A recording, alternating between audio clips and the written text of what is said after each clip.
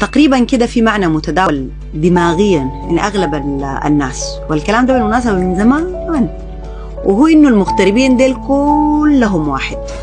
كيف يعني؟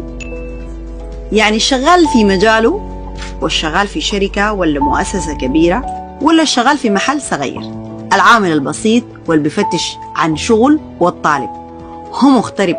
والترجمة تحت، يلا شوف الترجمة جاي دي كيف: مرطب وأموره طيبة و10 على 10، وهكذا. يا اخواننا المغترب ده كائن أموره ممتازة جدا جدا جدا. دي الحاجة والحالة اللي احنا خاتينها وبنتخيلها للناس ديل، لكن ما عارفين ظروفهم، ما عارفين انهم ناس ما عندهم اي مشاكل. احنا بتفتكر كده، بس عندهم حنين، عندهم شوق، في حين انه المشاكل اللي بتلاقيهم والله تشيب الراس وتعمل شيخوخة في القلب.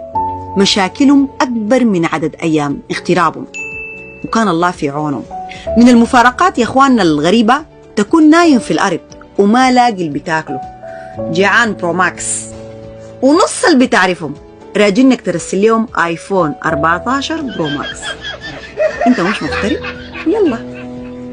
الناس يا اخوانا بتضغط على المغترب ضغط ما طبيعي، على وجع الغربة اللي عليه وعلى التعب النفسي اللي عليه. ما اي زول يا اخواننا بقدر، ما في اي زول، ما في زول حاس بيه.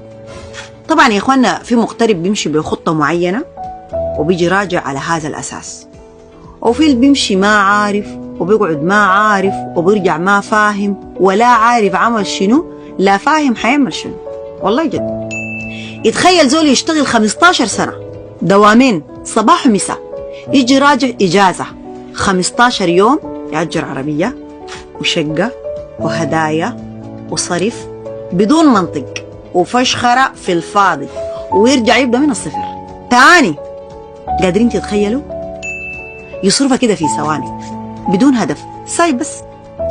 الحاجة يا اخواننا اللي ما بينتبه ليها المغترب وبيكتشفها بعد ذاك وبيتصدم بها جد جد، هي الفجوة اللي بيلقاها حصلت بينه وبين ناسه، بينه وبين أهله.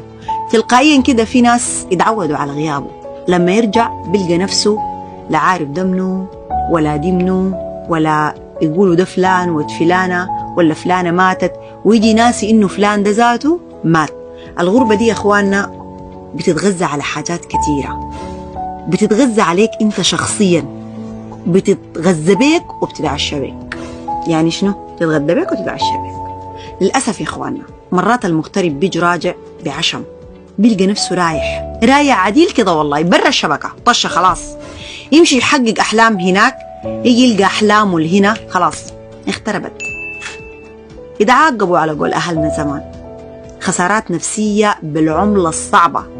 الحاجة الأكثر فداحة لما تكتشف إنه الناس ما حاسة بك وبتتعامل معاك كبنكك صراف آلي، بتذكروك بس في الحاجات والحوجات.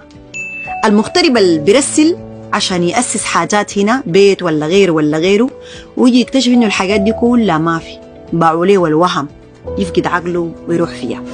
تتذكر الزول القال بعد غربة سنين وسنين أول مرة يرجع، جا من المطار لناس البيت سلموا عليه خد ده أنا ما قادر أحكي لكن لازم أحكيها، وطلعوا مشوا الصالة عندهم عرس حق منه، ما حق أهله، حق جيرانه.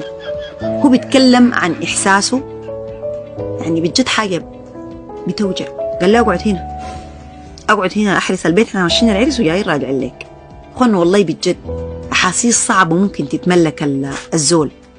التواصل مع الأسرة الصغيرة ولا الأسرة الكبيرة، الجو الصحي أو جو الأسرة ده اللي بيكون فاقده بيجي عشانه.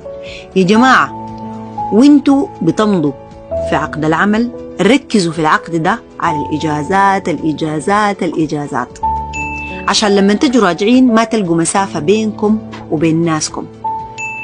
الفيديو كول ممكن يدعم التواصل، لكن ما ممكن يكون تواصل روح وحياة، تواصل بتاع تفاصيل كده وانت فاقده. في ناس عندهم قدرة ومهارات بتخليهم يحافظوا على الحاجات دي جواهم مهما اغتربوا، مهما قعدوا برا السودان. وفي اغتراب نفسي، في زول بيغترب بنمرة كله، ما مجرد شال شنطته وأحلامه ومشى، اغترب نفسيا وروحيا وجسديا، وكلامه ذاته ولهجته اتغيرت، وبنشوفها يا اخوان. الغربة يا إخواننا وجع، أوفردوز، محتاجة قوة ومعينات وإيمان قوي وشنطة فيها تفاصيل تواصل مع الوطن واللي بيهمك فيه أحبابك بين قوسين. يلا المغترب ده بالراحة وبرواقة، ما رسل وجيب ودايرين ولا كرتونة الأبريل بتمشي كل سنة. كتروا الزيارات، كتروا الزيارات. نسأل الله السلامة وبلد بخير، واقع سمح وتلاقي كتير، وهكذا.